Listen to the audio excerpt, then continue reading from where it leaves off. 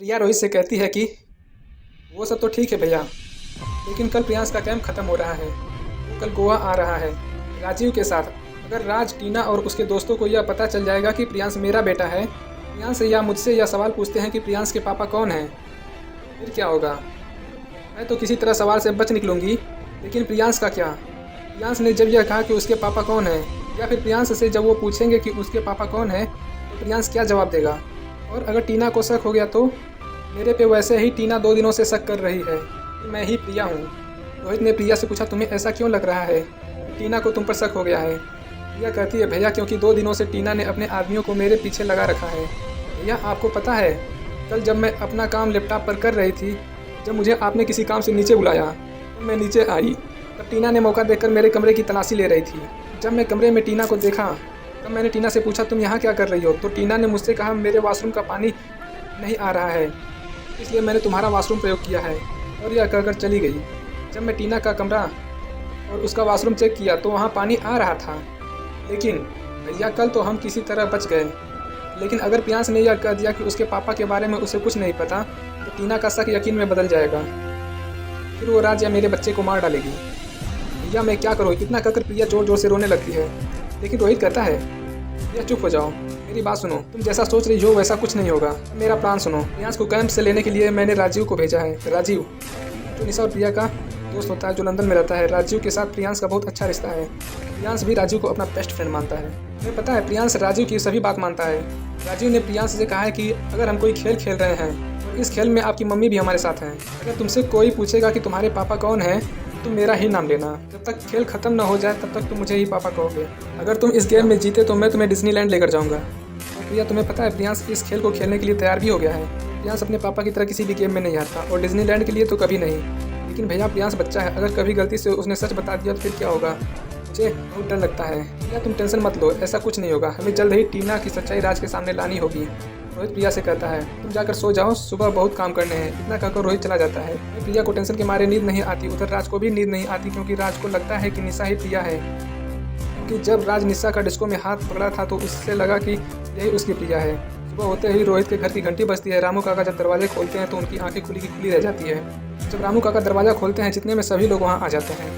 फिर रोहित कहता है, इतनी सुबह सुबह कौन आ गया? फिर रामू काका दरवाजे खोलते हैं और सामने देखते हैं बहुत ढेर सारे गुलदस्ते हैं, जितने में टीना बोलती है, कितने सुंदर गुलदस्ते हैं। तब राज बोलता है, किसके लिए हैं? तब एक लड़का जिसके हाथ में गुलदस्ता होता है वो कहता है, किसी निशा नाम से है, और ये लीजिए कार्ड भी है। और टीना को कार्ड देकर चला जाता है। टीना उस कार्ड को निकालकर पढ़ने लगती है, जितने में प्रिया आती है और टीना के हाथ से कार्ड को ले लेती है और कहती है, तुम्हें इतने भी संस्कार नहीं है? किसी दूसरे की चीज़ें नहीं लेनी चाहिए और ना ही पढ़नी चाहिए। प्रिया कहती है, तुम्हारी फितरत में ही यही लिखा है, दूसरों की चीज़ें छीनना और उसे लेना। जितने में टीना कहती है, क्या मतलब है तुम्हारा निशा? मैंने राज। जितने में प्रिया कहती है, तुम्हारा जोकर बॉयफ्रेंड राज कहाँ से आ गया? मैंने तो कहा, तुमने मेरी चिट्ठी क्यों ली और तुम राज का नाम क्यों ले रही हो? लगता है राज को भी तुमने किसी से छीना है। जितने में टीना लड़खड़ाते हुए बोलती है, मेरे बोलने का मतलब ये नहीं था। मेरे बोलने का मतलब था कि राज देखो ना, कितने खूबसूरत गुलदस्ते हैं, मैं ये कहना चाहती थी। निशा कहती है, मुझे तो नहीं लगता। जितने में रोहित गुस्सा होकर बोलता है, निशा चुप हो जाओ, एक चिट्ठी तो ली थी इसने। निशा गुस्से में वहाँ चली जाती है। वहीं टीना को मन ही मन और शक गहराने लगता है। वहीं प्रिया रोहित के पास जाता है और कहता है, पागल हो गई हो क्या?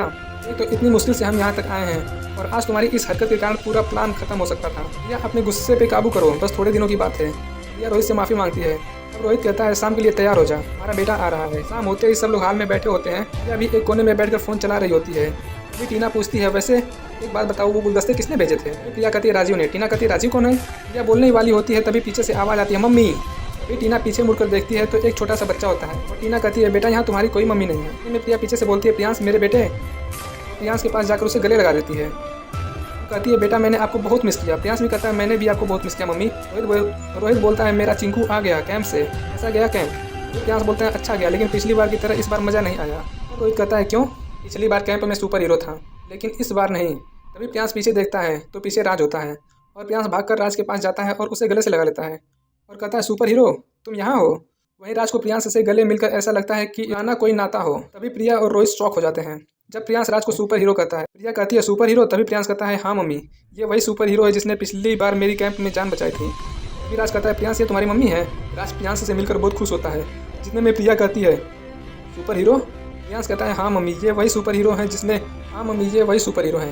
जितने में राज कहता है, मम्मी ये तुम्हारी मम्मी है? प्रियांश कहता है, हाँ। प्रिया प्रियांश से पूछता है, सच में इन अंकल ने तुम्हारी जान बचाई थी? प्रियांश कहता है, हाँ मम्मी, इन्हीं अंकल ने मेरी जान बचाई थी। और और मम्मी पता है मुझे गिटार बजाना भी इन्होंने ही सिखाया था। उस कैंप में हमने बहुत ही मस्ती करी थी, लेकिन मम्मी एक दिन सुपर हीरो बिना बताए चले गए, जिसके कारण मैं इनका पता नहीं ले पाया, जिससे मैं कैंप के बाद इनसे संपर्क कर सकूं।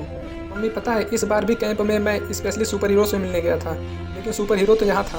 वैसे सुपर हीरो इस बार तुम अपना नाम और पता मुझे देकर जाना, ठीक है? जितने में राज कहता है हाँ क्यों नहीं, मैंने भी तुम्हें बहुत याद किया। जितने में प्रिया राज से माफ़ी मांगती है, वो कहती है मुझे माफ़ करना मेरे इस बर्ताव के लिए। जितने में राज कहता है कोई बात नहीं, और प्रिया प्रियांश को लेकर अपने कमरे में चली जाती है। वहीं राज भी अपने कमरे में जाकर अपनी और प्रिया की पुरानी यादों को याद करने लगता है। दोस्तों, हमें आपके सपोर्ट की जरूरत है। आप हमारे वीडियो को लाइक करें, जिससे हम मोटिवेशन लेकर अपने संसाधन को बढ़ाकर आपके पास और बेहतर वीडियो और कहानी को ला सके। अगले पार्ट का लिंक डिस्क्रिप्शन में है।